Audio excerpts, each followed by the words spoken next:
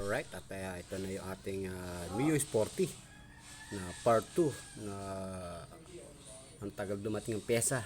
Ngayon na tayo magkakabit dito. Didinisin natin muna itong mga kinakalawang-kalawang na yan. Alright, at ito na yung kanyang dumating na yung kanyang materialis dahil lang may-ari.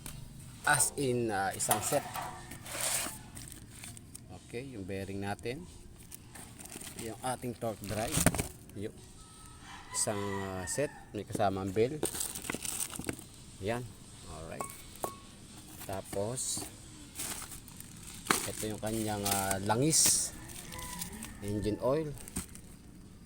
Tapos andito yung kanyang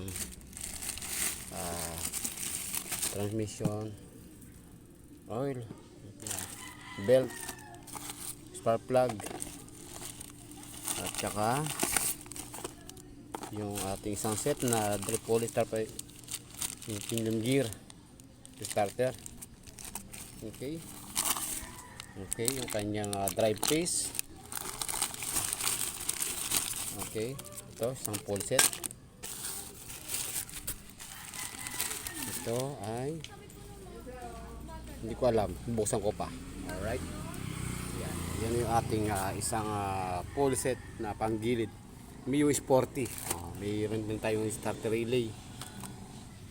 Alright, yan.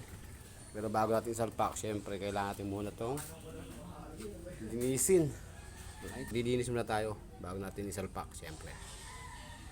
Alright, at yan, medyo madinis na rin kahit pa paano na yung mga putik-putik na galing sa ulan.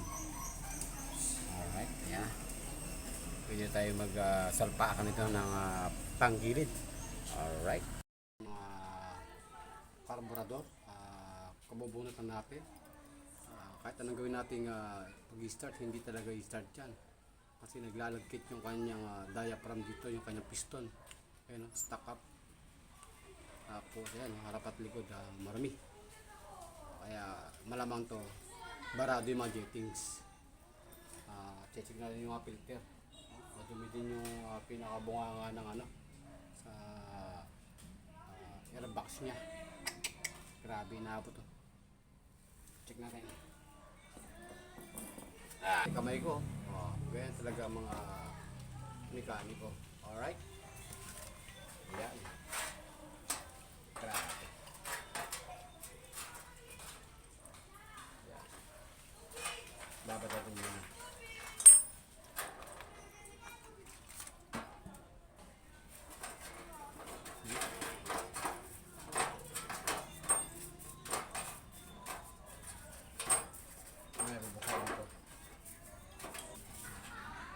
Original ng kanyang carb.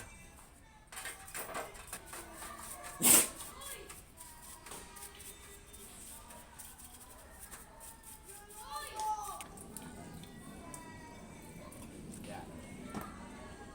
Ano pa lang yan? Labas pa lang yan. Wala pa yung loob. Basahan.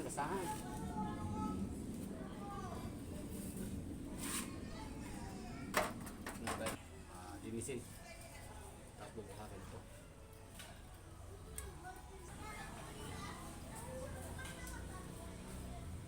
Medyo luminis naman, mabilis lang.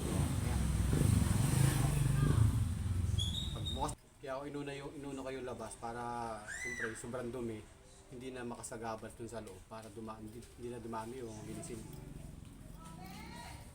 Alright, ito, magbubukas tayo ng kanyang mga carb.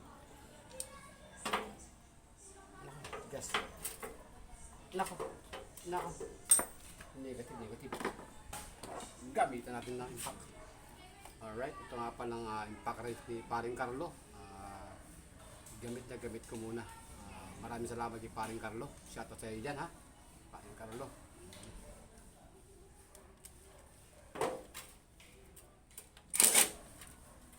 Wala akong impact niya.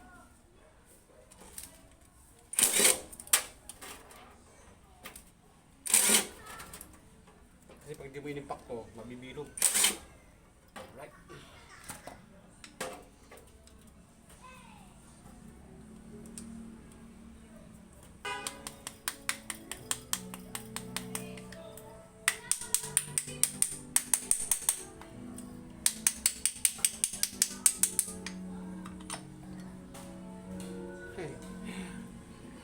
grabe. Sobra. Oh, sobra. Oh, grabe yung ano. May halong putik. Ayan, may halong putik. Kailangan natin itong ma-overhaul talaga.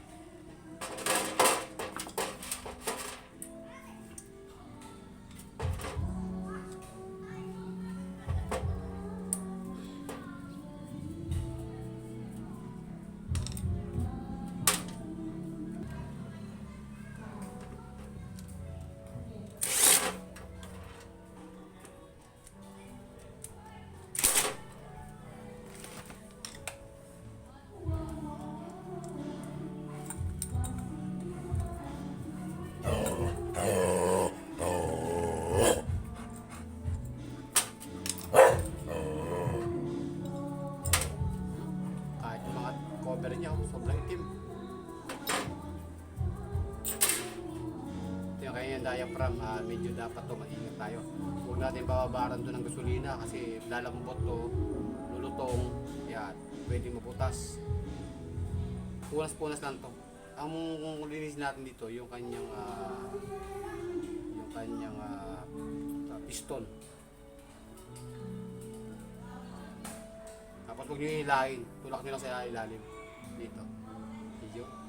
Kasi pag hilahin mapunit, disgrasya tayo. Yun. Ay, grabe. Wow.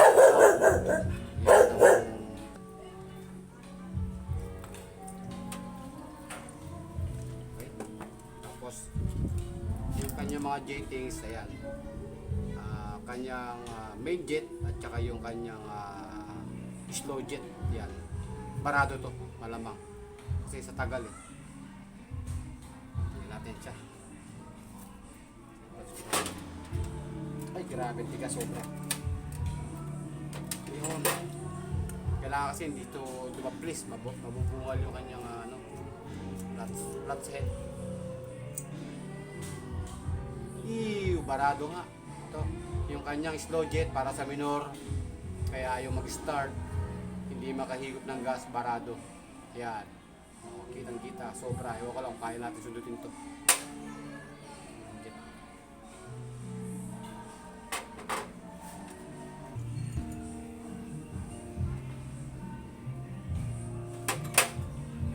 Ito, hindi naman basta-basta bumabara tong ating main jet kasi medyo malaki butas ito.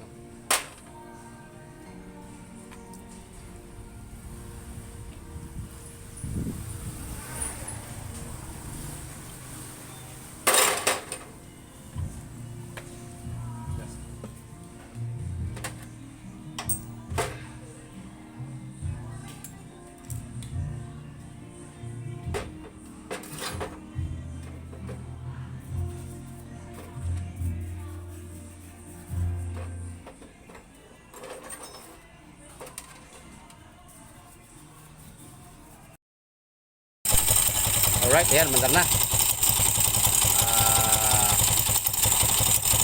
Meron na tayong mga inayos. Parado yung karburador. Lower natin. Alright, at itong ating battery, kinarge natin. Nandito natin yung charger. Tapos yung wiring dito ay mga lost contact. Sobrang tagal, alikabok. Inugot ko lang, tapos kinabit. Okay na yan. Yun na. Hindi natin may busina. Pag walang busina, kundi yun. Walang busina. Signal light. Wala din. Dito sa kabila.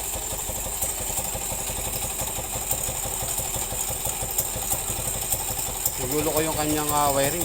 Oh, yan o. Meron. Yeah. Pero yung kabila, wala. Ayaw. Sabihin, may mga ano to. Either putulong wire or pundi. Headlight. Wala din. Yun, dulo ko. Yun.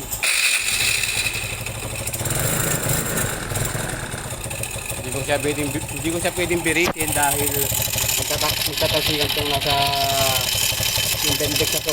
Tatanggal yan kasi wala siyang lock. Okay? Pero goods na. Okay? Kapag-kamay-ari na to si Rob Jerome. Okay na ito. Mandar na. Connected na lang. Observe ako muna kung may leak. Okay? Okay sa ngayon, goods, mandar na. Okay.